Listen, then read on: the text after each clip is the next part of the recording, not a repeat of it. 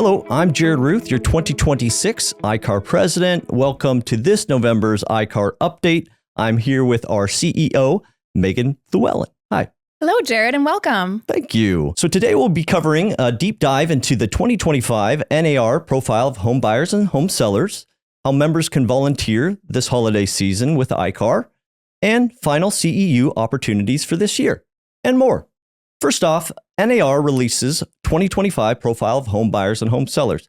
Megan, what is typically within the profile of home buyers and home sellers? Yes, so this is the annual report that NAR puts out every fall, and it covers every single sale from the past year. So there's a ton of data that they track. And this year, there's a lot of very interesting data points that came out. The overall message is that we're kind of seeing a split between the housing market. You're going to have these equity-rich, all-cash buyers that are doing really well in the market. And then kind of those cash-strapped first-time buyers are at a record low.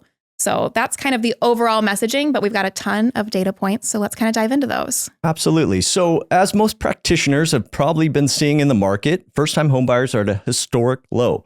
Only 21% of the market, and that's the lowest share since NAR has been tracking since 1981. The median age of first-time home buyers have climbed to 40 versus typically in your late 20s historically. All cash purchases have hit an all-time high. 26% of buyers are paying all cash. By contrast, between 2003 and 2010, fewer than 1 in 10 buyers paid cash. Yeah. We're also seeing that the median down payments are higher. So those who are in there have more cash to put down for their down payment. The median down payment that we're seeing is 19% overall. But then if you break that down and you're just looking at the first-time buyers, they're putting up a median of 10% down. And so for repeat buyers, they're 23. That's how we're kind of getting that middle 19%. But either way, whether you're a first-time buyer or a repeat buyer, both groups have historic highs for how much they're able to put down when they are buying their homes. That makes sense. I think folks have been offsetting some of the cost of borrowing with how much they're putting down. Mm-hmm. And we're kind of seeing a change in how they are making up the finances that are contributing to their down payment. So among first timers, we are seeing 59% of them were able to use savings for the down payment. However, 26% of them, and this is kind of the high difference, 26% of them are using their financial assets for down payment. So they're taking money out of their stocks, out of their IRAs, out of their investment accounts, and using that towards their home. And then 22% of down payments were made with help from friends or relatives giving financial gifts. Sure. And that aligns with the ages and tenure rising. The median age for a first-time home buyer is 40. Repeat buyers' median age is 62. And sellers' median age is 64. The median expected tenure in a purchased home is now 15 years.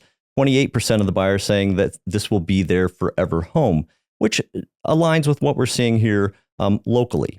Households with children are much less dominant among buyers. Only 24% of buyers in this report had children under the age of 18, a historic low, versus 58% in 1985. So what does this mean for buyers? Yeah. I mean, first, I kind of want to pause on those last two thoughts that you had. Like, the median age of a first-time buyer is 40 years old. That's very different than it was even 10 years ago. And then out of all households buying, only 24% had children under the age of 18 in the home. You've been in the real estate industry for many years now. How does that kind of compare to the market when you first got into it? Yeah, when I first got into it, I felt like I worked with a lot of incoming college students or parents possibly buying for their college students. I think there's some pinch there financially that are causing people to think twice, and maybe they're considering renting versus buying as they start their new home here in the Iowa City area. So definitely feeling that and seeing it. It's interesting. You kind of grow with your clients as a practitioner with age. And when I first started out, I was in my 20s, and now I'm in my 40s, and I don't see as many 20-year-olds, 30-year-olds buying as maybe a move-up buyer in their 40s with a few kids. They have a little bit more capital. They're pulling out of IRAs and savings and things like that to start that down payment. So it aligns with what we're seeing here locally. Yeah. So yeah, like you said, going into what does this mean for buyers? What does this mean for consumers? First of all, we hear you that the affordability pressures are real. First-time buyers need to prepare more than they maybe had to in the past because they're entering a very competitive landscape when there are so many all cash buyers and so many buyers that are coming in with equity from other areas that they can compete with. Buyers should be expecting more competition from those all cash buyer counterparts. Like we said, there's a record amount of all cash buyers in the market.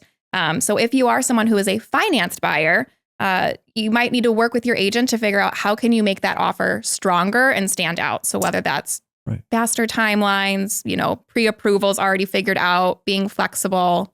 Right. There's a lot of loan options and financing options out there, and each is different for each person and their financial situation. So not only working with your agent to see what the best option could be from a financing standpoint or how to be competitive in a multiple offer situation going against somebody who's maybe has all cash. Yeah. And then finally for buyers, just let yourself shift your mindset of what you maybe think you need to be as a first-time buyer or where you should be in your own timeline.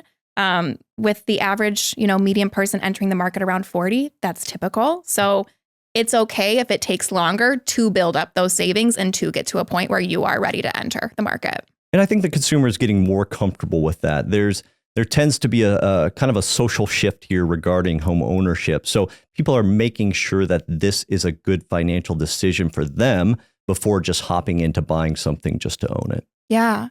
Could you maybe touch on what this means for agents? Absolutely. So it's a shift in strategy. With first-time home buyers at historic lows, your pipeline might skew older. Tailoring service to older first-time home buyers or repeat buyers who have that equity that they can cash in on, that they have the savings and the capital for making long-term lifestyle moves. Same thing on the seller side, educating your sellers on the potential buyers that are out there and what type of offer cash financing that they might be expecting.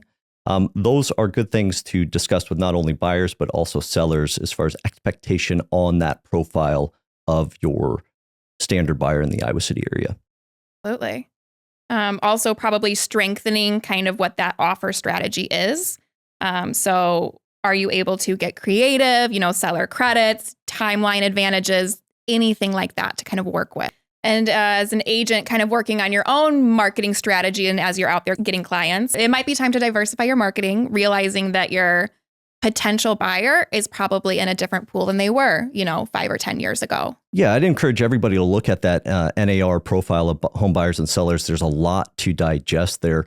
And there's a lot of parallels. It's national data, but there's a lot of parallels to our local market. So most people, as far as practitioners are concerned, you work with the people who know, like, and trust you. So expanding that network, making sure you're providing essential information to your client base. Your perfect client, if you will kind of present itself as you are navigating where those buyers or where those sellers are at. Yeah. So these are just like a few pieces of what is in that profile. I know at ICAAR, we are taking that data and chunking it out of what kind of education, what kind of classes, top of mind information that you guys need as agents.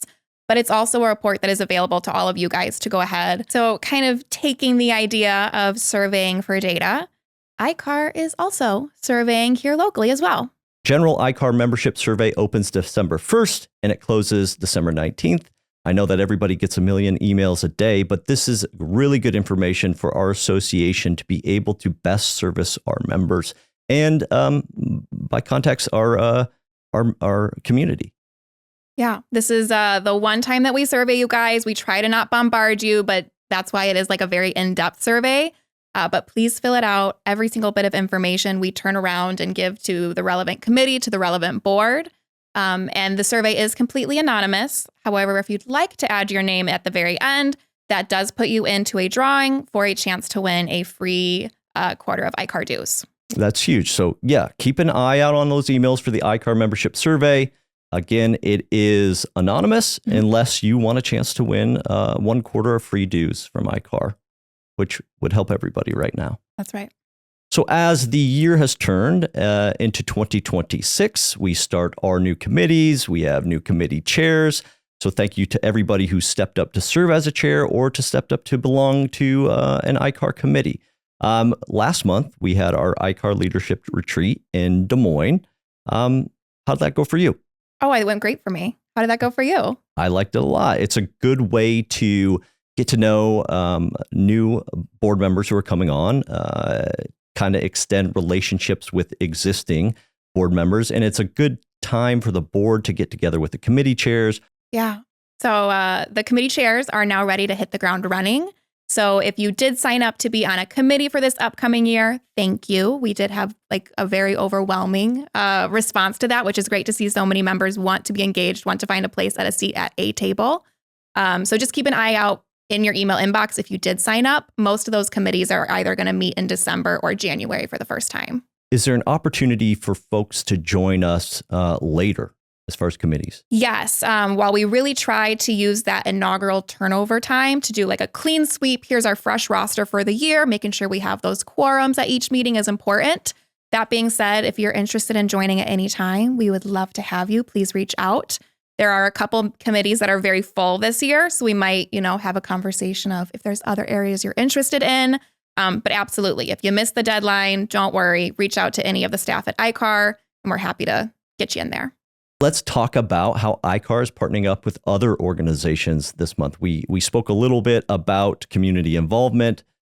Where are we finding members out there? Yeah, we've got plenty of opportunities as we are heading into the holiday season for places for members to volunteer. The first is going to be ICAAR's Realtor Ring Day is Friday, December 5th this year. So every year, hundreds of realtors across the country, ICAAR members included, sign up with the Salvation Army to go ahead and ring the bell to collect donations. So we are again working with our Salvation Army of Johnson County. We've got, I believe, 6 or 7 different stores that we have signed up for on that day. And we would like to have a set of realtors at each location all day long. So if you're interested, please go ahead and find the sign up at either icaar.org or your email and go ahead, grab a friend and volunteer to ring the bell.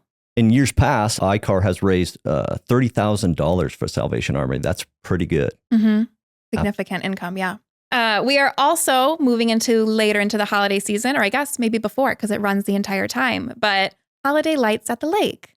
ICAAR is once again sponsoring a light display at Holiday Lights at the Lake, and that is the annual kind of holiday light show that is at the West Overlook Campground, and all of the proceeds from that go to benefit the Birdhouse, which is the hospice home of Johnson County. That's become one of our family's favorite holiday things to do is go to the holiday lights at the lake. So looking forward to that. And if you're thinking about volunteering, go to holidaylightsathelake.com to sign up and go out there, support your local hospice organization, and check out the lights this winter. Yeah.